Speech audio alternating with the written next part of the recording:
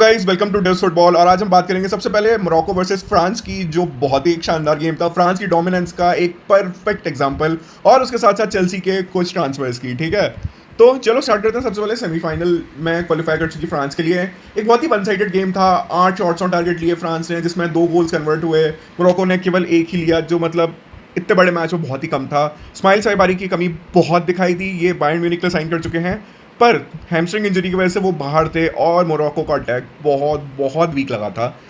एक पेनल्टी यसीन बनो, जो मोरक्कन गोलकीपर है, उन्होंने बचाई एम्बापे से, पर एम्बापे ने रिकवर किया, इसा डियोप का बॉल रिसीव किया और कर्लर शॉट मार के फ्रांस को लीड दी। और उसके बाद डेम्बेले ने 6 मिनट बाद एक और शानदार गोल मार के फ्रांस की सेमीफाइनल स्पॉट कंफर्म कर दी। ये रोनाल्डो और रिवाल्डो के बाद पहला प्लेयर बन गया है जिसने 10 गोल्स को क्रॉस किया है, और फ्रांस जर्मनी और ब्राजील के बाद तीसरी टीम बन गई है जिसने 3 लगातार सेमीफाइनल्स के लिए क्वालिफाई किया है। मतलब बहुत स्ट्रॉन्ग जा रही है फ्रांस। डिडियर डिशैम्स का मैजिक पूरी तरह चलता हुआ इस समय। क्या लगता है फ्रांस इस समय कहाँ तक जाने वाली है? कमेंट से बताओ और फॉलो करो।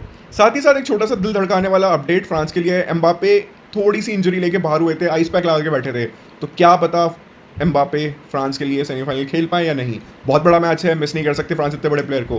क्या लग रहा है, एम्बापे वापस आएगा? कमेंट्स में बताओ। अब बात करते हैं चेल्सी के ट्रांसफर्स की। मतलब यार बहुत ही ना माइंड बॉगलिंग ट्रांसफर न्यूज़ आ रही है आजकल चेल्सी से। मतलब चेल्सी के ओनर्स ने ना ठान लिया है कि जो हमारे फैन फेवरेट प्लेयर्स है ना, उनको तो हम बेच ही देंगे। मतलब नया डेवलपमेंट हुआ है आंद्रे सैंटोस का, जो बंदा मतलब लियाम रोजनिया के जिसमें हम ऐसे क्रैश कर रहे थे, उसमें एक ऐसे ब्राइट स्पॉट बन के आया था। उस बंदे को हमारे ओनर्स कहीं और नहीं बेच रहे, सीधे डायरेक्ट राइवल्स मैनचेस्टर यूनाइटेड को 50 मिलियन में बेचने को रेडी हो गए हैं। मतलब एक तो तुम्हारे पास मिडफील्ड में डेप्थ कम है, रोमियो लाविया बराबर इंजर्ड रहता है। सांटोस जो एक बहुत ही ब्राइट प्लेयर है, ब्राजील से निकल के आया है, क्या प्रॉब्लम है? मतलब हमने उसको स्ट्रासबर्ग में नर्चर किया है, अच्छा खासा डेवलपमेंट हुआ है उसका, और इस बंदे के पास इतना टैलेंट है कि बहुत आगे जाने वाला है। पर कहीं ना कहीं प्रॉफिट मेकिंग के लिए इस स्टार को हम बेचना चाहते हैं। मतलब प्राइवेट इक्विटी वाला फंड है भाई, एक एसेट को लो, उसके सारे प्रॉफिटेबल एस्पेक्ट्स बेच दो। मतलब बहुत ही डिसअपॉइंटिंग रूमर है। यदि ये आंद्रे सैंटोस जाता है तो मुझे पर्सनली बहुत बुरा लगेगा, क्योंकि चेल्सी के मिडफील्ड में एक बहुत ही ज़रूरी रोटेशन ऑप्शन और स्टार्टिंग ऑप्शन, जिसने काइसेडो और फर्नांडिस दोनों के साथ बहुत ही अच्छी पेयरिंग करी है, उसको चेल्सी बेच रही है, जो कि बहुत डिसअपॉइंटिंग है। मतलब आपके पास बहुत सारे और प्लेयर्स हैं, रोमियो लाविया को बेच दीजिए क्योंकि वो कंसिस्टेंटली नहीं खेल रहे हैं। वो जाएंगे तो चेल्सी के स्क्वाड पर फर्क नहीं पड़ेगा। उसके अलावा हमारे पास ऐसे स्ट्राइकर्स हैं जिनको हम बेच सकते हैं, और भी बहुत सारे प्लेयर्स हैं, बेसिकली फोफाना जैसे डिफेंडर हैं।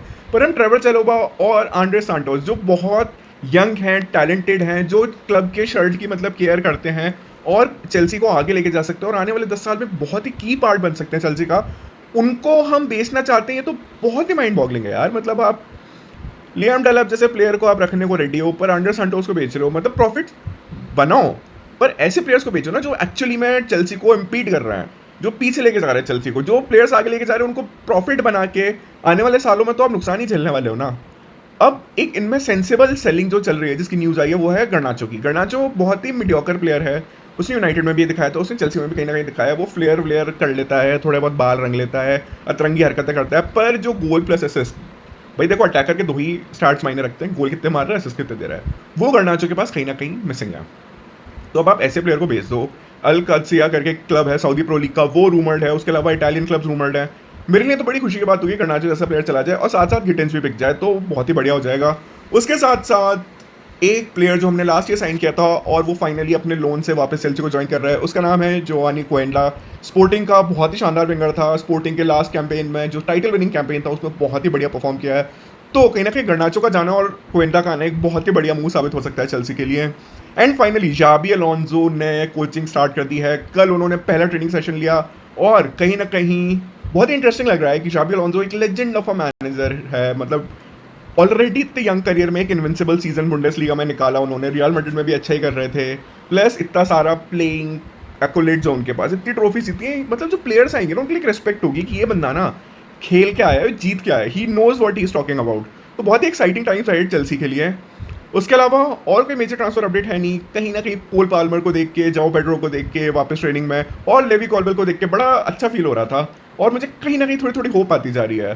साथ ही साथ चवारिया और मैक्सिम लाक्रोआ के ट्रांसफर प्रीटी मच डन लग रहे हैं। फाइनल डिस्कशंस बाकी हैं, तो चेल्सी के लिए बहुत एक्साइटिंग टाइम हो सकता है, except this Andre Santos rumour. क्या लगता है चेल्सी के लिए और कौन कौन प्लेयर साइन कर सकते हैं, या कोई डिपार्चर है जो तुम्हें लगता है चेल्सी से जाना चाहिए? कमेंट्स में बताओ और फॉलो करो, क्योंकि चेल्सी के साथ साथ पूरा वर्ल्ड कप कवर कर रहा हूँ।